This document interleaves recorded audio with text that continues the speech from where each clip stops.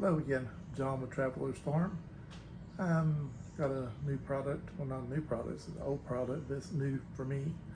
It is another Harbor Freight special steering wheel remover kit. Working on an old Ford and need to pull the steering column out and do some work on it. Let's see what we have in here. I guess we can kind of see what's in here just by looking on the cover.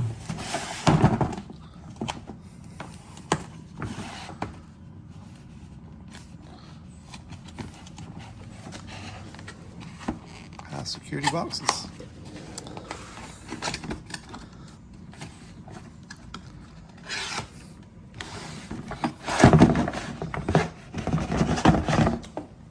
These are my workbench here. Bought a Bricknose Craftsman wet dry. Used it 4 or 5 times over a period of 3 years, and motor went out. So I'll buy a cheap one this time. We'll see how it does. So there we go. Directions.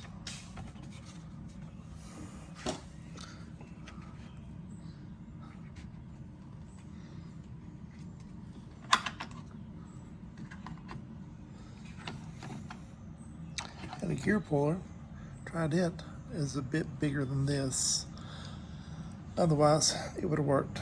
I thought about cutting it down, but I'm just gonna buy another kit. So, grab a couple of wrenches and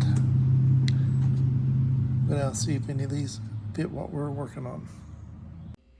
Thought I would speed it up, which in turn leads me to have to do a voiceover. So here we are at the truck. Steering wheel is a bit loose. The bolts, I found a couple of bolts that worked for the hub, but they were too short. I did have a gear puller. I could have cut it down, but I opted to go ahead and buy a steering wheel puller. Fairly easy to use. Find the correct bolts. You take the aluminum bar, which is the puller, and you'll place it in place with the black threaded rod against the shaft.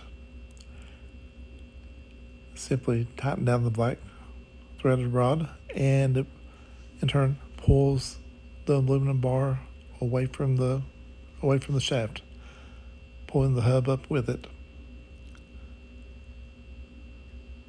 Whole process probably took maybe 8 to 10 minutes, and that's sorting things out and me being slow as well.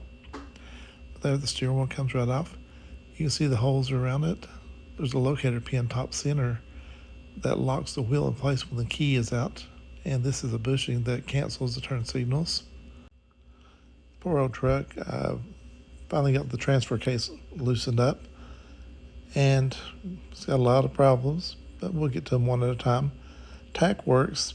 Doesn't work right though. Fuel gauge works, and the oil pressure gauge works. You see the play in the shaft. The bearing is just shot. It's not even there. There's no bearings to it.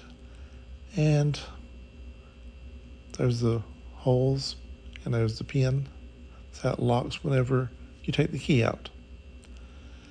But all in all, it was a 10-minute project. Wasn't too bad. I kind of skipped the horn removal. Just remove the 2 screws. The center comes up. Not much to it. Got 4 tabs that locate it into place. Wiring is simple. You got 2 terminals fit on there, and the ground goes into the hole. So the steering wheel puller video is done. I just thought I'd do it afterward. Just talk about the steering column itself. It's a fairly simple mechanism. You've got the column goes down, and essentially it's just a hollow tube. On this end, it contains the device for the signal light and also the steering wheel lock. The key switch just essentially turns a rod, goes down and pushes the switch down, located at the far end of the column. And once you unbolt everything, the column comes out. It's easy to do work with on the bench.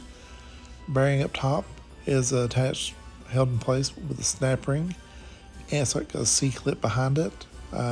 Bearing is small, simplistic. One on the bottom. Took a little bit of thought on how it came out. I didn't want to break anything, so I took my time. It just basically slides off with a little cap on the bottom. Sorry for not having pictures. It's installed. Can't really get down to see it very well, but it's not that tough. You've got some rough bearings. If you get your hands on them, within a couple of hours you can have them swapped out, no problem.